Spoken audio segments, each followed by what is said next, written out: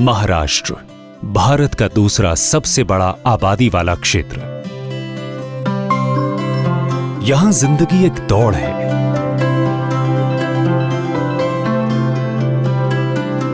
लेकिन इस दौड़ती भागती जिंदगी में यहां कुछ गांव ऐसे भी हैं जहां बिजली पानी जैसी मूलभूत सुविधाएं भी नहीं हैं।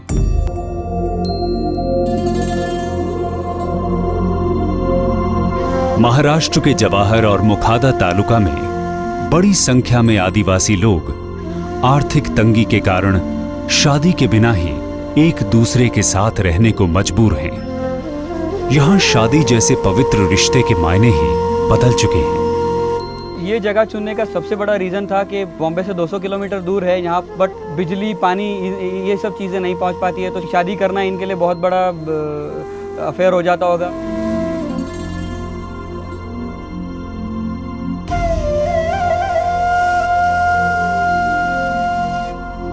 म्हणजे आमची अशी परिस्थिती आहे का आम्ही दोघं पण गरीब आहेत। माझ्या घरचे पण आहेत, म्हणजे वडील आहेत, आई आहेत, पण ते कसं मजुरीच करतात, त्याच्यामुळे एवढ्या जणांचं सांभाळ करणे हे कठीण आहे। म्हणजे आम्हाला असं वाटतं की आता लग्न करावं, म्हणून आम्ही सामुदायिक विवाह तर्फे लग्न करणार अशी आमची इच्छा आहे। म्हणून आमच्याकडे लग्न करायची ऐपत नसल्यामुळे आम्ही सामुदायिक विवाह म्हणून याच्यामध्ये लग्न करतो। यहां रिश्ता जुड़ता तो है, पर कोई कानूनी मान्यता नहीं मिल पाती और न ही सामाजिक प्रथाएं पूरी हो पाती हैं और दिक्कतों के कारण जिंदगी यूं ही सिसकती जाती है। बहुत सारी केसेस में ऐसा देखा जाता है कि पॉवर्टी की वजह से ये शादी किए बिना ही कपल्स की तरह रहते हैं, उनके बच्चे हो जाते हैं और फैमिली शुरू हो जाती है, बट शादी हुई नहीं होती है उनकी।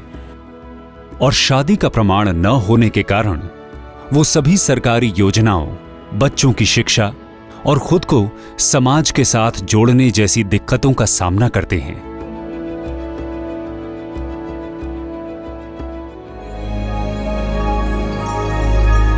इसी को ध्यान में रखते हुए वेदांता फाउंडेशन ने ऐसे अनेक आदिवासी जोड़ों की मदद करने का जिम्मा उठाया।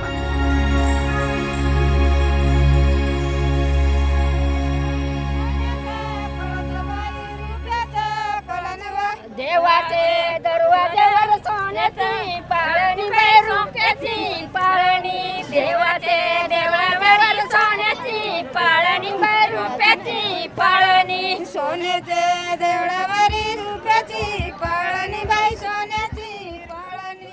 वेदांता फाउंडेशन की ओर से ये मास मैरिज या फिर सामुदायिक विवाह का कार्यक्रम हम लोग 2013 से करते आ रहे हैं। ये हमारा दूसरा साल है और ये दूसरे साल में हम लोगों ने 2 इवेंट किए हैं मास मैरिज के। एक धानोशे में किया था जहाँ पे 151 से ज़्यादा जोड़े थे और अभी 114 से ज़्यादा जोड़े मुखाड़ा के स्वामी नगर में शादीशुदा हुए हैं। हम लोग इसीलिए मास मैरिज कर रहे हैं कि इनको एक लीगल सैंक्टिटी मिल जाए और इसको लेके बच्चों का स्कूल और भविष्य का निर्णय हो पाए। इसके साथ ही साथ उनको एक मैरिज सर्टिफिकेट दिया जाता है जिसमें वो लोग वेरियस गवर्नमेंट स्कीम का जो बेनिफिट है उसको ले सकते हैं।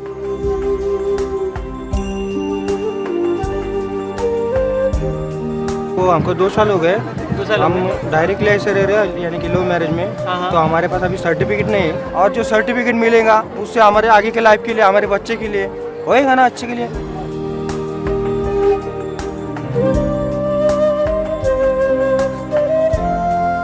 वेदांता फाउंडेशन के प्रयास और स्थानीय लोगों की सहायता से 252 अविवाहित जोड़ों को साथ लाकर उनका सामूहिक विवाह कराने का कार्य पूरा हुआ।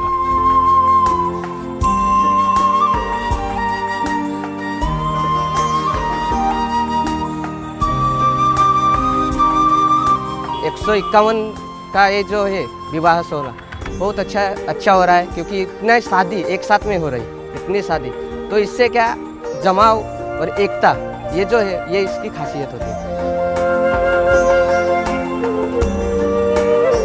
सबसे पहले ये डिसाइड हुआ कि शादी करनी है तो उनको कपड़े देने हैं, उनके ज़रूरत का सामान देना है। और उसके बाद लगा कि नहीं, गांव के लोग हैं, दूर दराज से आना जाना पड़ता है, तो उनको सबसे ज़्यादा क्या ज़रूरत है। तो हमको लगा कि साइकिल देना चाहिए। साइकिल के साथ उनको लड़कियों को रोज़गार के लिए हमने टेलरिंग क्लासेस शुरू किए, उनको गहने दिए।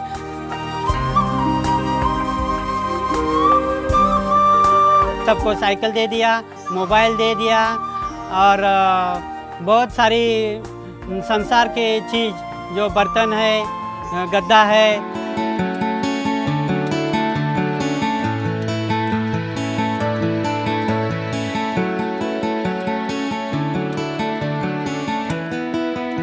इस शादी की एक विशेषता ये भी है कि ये बिना किसी जाति धर्म के भेदभाव और दहेज जैसी प्रथा के बगैर सभी की सर्व सहमति से पूरे सांस्कृतिक और पारंपरिक तौर पर की गई। भगवान उसको आदमी लड़की और लड़का बना के भेजता है, उसमें कोई भेद नहीं होना चाहिए। ऐसा ही मेरा भी मानना है कि किसी भी कारण से कोई बड़ा हो गया, छोटा हो गया, धनी हो गया, गरीब हो गया, हिंदू हो गया, मुस्लिम हो गया, प्रभु ने उसको मनुष्य प्राणी बना के भेजा है और उसको हम लोग उसी तरह ट्रीट करना चाहिए। अगर देश को मजबूत बनाना है तो ये सभी गरीब लोगों को भी मजबूत बनाना होगा। शादीशुदा न होने की वजह से जिस कदर प्रॉब्लम में आते हैं, तो उससे अच्छा है अगर हमारे जैसे लोग उनको कम से कम सपोर्ट करें तो वो एक खुशहाल ज़िंदगी जी सकते हैं और आने वाली नस्लों के लिए इस तरह की ज़िंदगी बहुत अच्छी है।